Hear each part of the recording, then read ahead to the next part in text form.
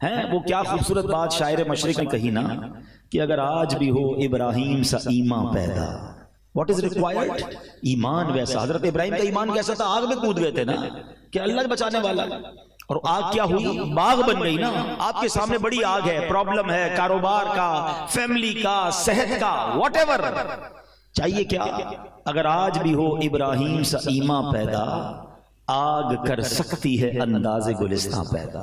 वो ईमान मिल गया ना तो आज भी दुखों की आग भी गुलजार बन जाएगी। तो ये जो इस हदीस का जो पहला पार्ट है कि दुआ, खुदारा, हो सकता है अगले रमजान में हम ना हो, इस रमजान को हमें अपनी जिंदगी का आखिरी रमजान समझकर गुजारना है ताकि ज्यादा इबादत करें ना। तो बता रहा था मैं स्कीम और ऑफर का कि सारा साल मैं और आप दुआ करते हैं ना, या अल्लाह मेरी दुआ सुन ले, मेरी पुकार सुन ले, मेरी तौबा कबूल कर ले। रमजान में आसमाने दुनिया से आवाज लगाई जाती है, फरिश्ते आवाज लगाते हैं, है कोई मांगने वाला कि उसकी दुआ कबूल की जाए, है कोई मगफिरत का सवाली उसकी मगफिरत कर दी जाए, है कोई तौबा करने वाला उसकी तौबा कबूल की जाए। वहां से पुकार हो रही है। तो हमने क्या करना है? लब्बैक मेरे मौला में हाजिर। लेकिन आजकल रमजान में एक अलग फिनोमेना कई सालों से मैं देख रहा हूं कि कुछ लोगों ने रमजान को फूड फेस्टिवल बनाया, सहरी इफ्तारी के नाम पर कभी किधर जा रहे हैं, कभी किधर जा रहे हैं। दोस्त मिलते भी हैं तो एक दूसरे से बात ही ये करते हैं, हाँ भाई आज किधर खाना है, आज किधर चलना है सहरी को। अरे भाई ये क्यों नहीं पूछते आज किधर दुआ में चलना है, आज किधर इबादत करनी है, आज किधर को मिलकर कुरान पढ़ें, आज किधर जाके कोई शबीना पढ़ें, कोई तहज्जुद पढ़ें, कोई नवाफिल पढ़ें। रमजान तो इबादत के लिए आया था, इसकी रातें तो सजदों के लिए आई। नबी ये पाक बिस्तर पर नहीं आते थे रमजान में, इतनी इबादत करते। और हम क्या कर रहे हैं? और इबादत करें, दुआ करें, ऐसे दोस्त बना लें कि जहां। अच्छा, फिर नबी पाक का एक और अंदाज क्या था कि रमजान में खूब तिलावत करते। ये नुज़ूल कुरान का महीना है, इसमें तिलावत कुरान करें।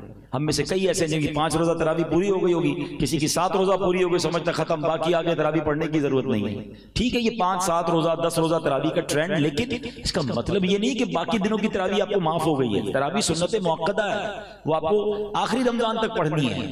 तो खुदारा ऑफर्स और स्कीम्स और डिस्काउंट जो देखते हो ना, अल्लाह करे कि रमजान में जो नेकियों की ऑफर बढ़ी हुई है ना, हम उस पर भी काम करें। इसी हदीस में जो अगला जुमला था कि हुजूर मुझ पर ऐसी लानत, वो हिरनी क्या कहते, जो आपका जिक्र सुने और आप पर दुरूद ना पढ़े। तो हमें जब जब सरकार दो आलम सल्लल्लाहु अलैहि वसल्लम का नाम सुनना है या कहना है, दुरूद पाक पढ़ना है।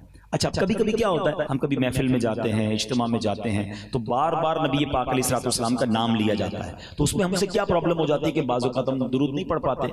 तो उलमा बड़ी प्यारी बात फरमाते हैं कि आप ऐसा करें कि रोजाना particular time, particular quantity fix कर लें कि भाई रोजाना 100 बार, 200 बार, अल्लाह तौफीक दे तो 313 बार, 1200 बार दुरूद पाक पढ़ ले।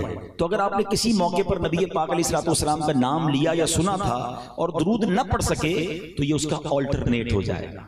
तो अपनी जिंदगी में रोजाना दुरूद पाक का कोई टाइम रखें, तस्बीह जेब में रखा करें, फजूल बातों से बचकर दुरूद पाक पढ़ें, जिक्रुल्लाह करें।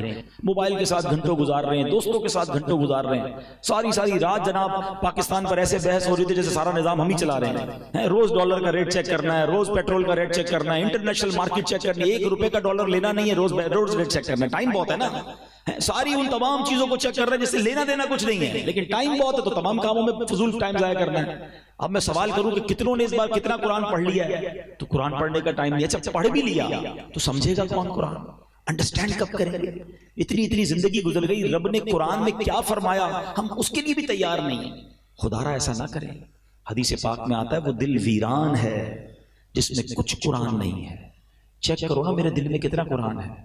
और कुरान ये फरिश्तों के नाजिल होने वाला काम है। हाँ, जिस घर में कुरान पढ़ा जाता है, जिस ऑफिस पे पढ़ा जाता है, मुबारक होने, और पढ़ते रहा करो, सिर्फ रमजान नहीं पूरा साल। जहां कुरान पढ़ा जाता है ना, फरिश्ते नाजिल होते हैं। बल्कि कुरान कैसी शिफा है कि एक बार नबी पाक अलैहिस्सलाम की बारगाह में एक शख्स आया, जरा सुनिए कि प्यारे आका अलैहिस्सलाम की बारगाह में एक शख्स आया, उसने कहा हुजूर मेरे गले में दर्द है। तो नबी पाक अलैहिस्सलाम ने फरमाया कुरान पढ़ना इख्तियार करो। एक शख्स हाजिर हुआ, उसने कहा हुजूर मेरे सीने में तकलीफ है।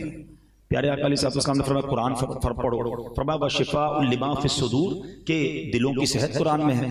तो बल्कि कुरान करीम तो मुख्तलिफ बीमारियों की बेहतरीन दवा है कि नबी पाक अलैहिस्सलाम फरमाते हैं खैरुद दवाई अल कुरान, यानी बेहतरीन दवा कुरान करीम है।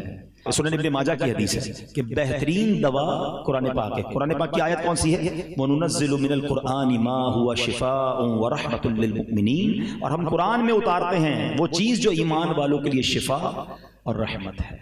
पढ़ेंगे कुरान तो बरकतें मिलेंगी ना।